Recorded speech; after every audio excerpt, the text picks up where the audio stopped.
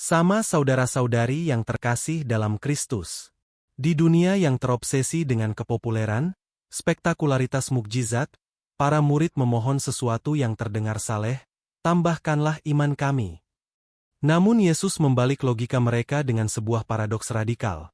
Kalau sekiranya kamu mempunyai iman sebesar biji sesawi saja, kamu dapat mengatakan kepada pohon ara ini, "Terbantunlah engkau dan tertanamlah di dalam laut," dan ia akan taat kepadamu. Ini bukan tentang menambah kuantitas iman, melainkan tentang kualitas iman yang murni dan fokus, seperti biji sesawi yang kecil namun mengandung potensi kehidupan luar biasa. Dalam konteks Hari Minggu Rosario, pesan ini menemukan resonansi mendalam, seperti manik-manik Rosario yang sederhana namun menghubungkan kita dengan misteri ilahi, iman yang kecil namun otentik mampu menggerakkan gunung-gunung kehidupan. Yesus tidak mengkritik permintaan murid-murid, tetapi mereorientasi pemahaman mereka. Iman bukanlah semacam otot spiritual yang perlu diperbesar, melainkan lensa yang memampukan kita melihat realitas dengan mata Allah. Biji sesawi, yang terkecil di antara semua benih, menjadi metafora sempurna. Yang penting bukan besar kecilnya iman, tetapi ketulusannya. Sebuah kesaksian dari seorang ibu di Brasil, Maria Lucia, yang setiap hari merawat anaknya yang sakit parah, bersaksi, "Iman saya kecil seperti debu, tapi saya percaya Tuhan memegang tangan saya setiap kali saya membersihkan tubuh anak saya yang lumpuh." Iman sebesar biji sesawi inilah yang menggerakkan gunung keputusasaannya. Bagian kedua perikop ini justru lebih mengejutkan. Yesus beralih dari gambaran spektakuler, mencabut pohon ara, ke gambaran hamba yang melayani tanpa pamrih. Apakah Tuhan akan berterima kasih kepada hamba itu, karena ia telah melakukan apa yang ditugaskan kepadanya? Di sini Yesus membongkar mentalitas transaksional dalam beriman. Kita sering berharap imbalan karena telah beriman atau berbuat baik. Padahal, hakikat iman adalah pelayanan tanpa syarat. Seperti hamba yang melayani karena itu panggilan hidupnya. Dalam kaitannya dengan Hari Minggu Rosario, doa Rosario, yang diulang-ulang seperti ritme kerja hamba, mengajak kita pada kesetiaan dalam rutinitas. Bunda Teresa dari Kalkuta kerap mengatakan, kita tidak dipanggil untuk melakukan hal-hal besar, tetapi hal-hal kecil dengan cinta yang besar.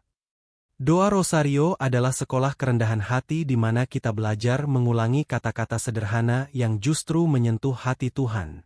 Hari Minggu Rosario, yang dalam bahasa Jerman disebut Rosenkranz-Sonntag, bukan sekadar peringatan devosional. Sejarah mencatat bagaimana doa Rosario menjadi kekuatan spiritual dalam pertempuran Lepanto, di mana armada Kristen yang lebih kecil mengalahkan Kekaisaran Ottoman. Bukan karena senjata hebat, tetapi karena iman komunitas yang berdoa Rosario, iman sebesar biji sesawi yang menggerakkan sejarah. Paus Fransiskus dalam Gaudete et Exsultate menegaskan, kekuatan doa Rosario telah menyelamatkan banyak orang dari keputusasaan. Doa yang sederhana ini mengingatkan kita bahwa Allah bekerja melalui hal-hal kecil. Doa Rosario melatih kita menjadi hamba yang tidak berguna, sebutan Yesus untuk mereka yang melayani tanpa mengharap pujian. Di dunia yang terobsesi dengan kesuksesan instan, pesan Yesus ini menjadi kontra budaya. Misalnya, dalam keluarga, iman sebesar biji sesawi terwujud dalam kesabaran mendengarkan pasangan yang sedang stres akibat pekerjaan atau masalah lainnya, atau mendengarkan anak yang mengalami kesulitan di sekolah dan pergaulannya di tengah masyarakat. Dan dalam dunia pekerjaan, menjadi hamba berarti melakukan tugas dengan integritas, bahkan ketika tidak ada yang melihat. Yesus mengajak kita dari dua pencobaan. Pencobaan untuk menginginkan iman spektakuler, dan pencobaan untuk melayani dengan mentalitas penghitungan. Jawabannya tegas, miliki iman sejati sebesar biji sesawi, dan jadilah hamba yang setia dalam hal-hal kecil. Dalam semangat Hari Minggu Rosario, marilah kita menemukan kekuatan dalam doa yang sederhana dan pelayanan yang rendah hati. Seperti manik-manik Rosario yang dihitung satu persatu, demikianlah hidup kita.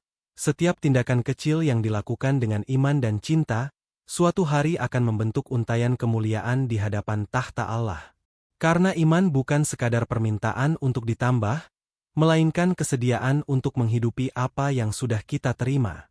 Semoga bacaan Injil hari ini dapat menginspirasi aktivitas dan kegiatan kita hari ini.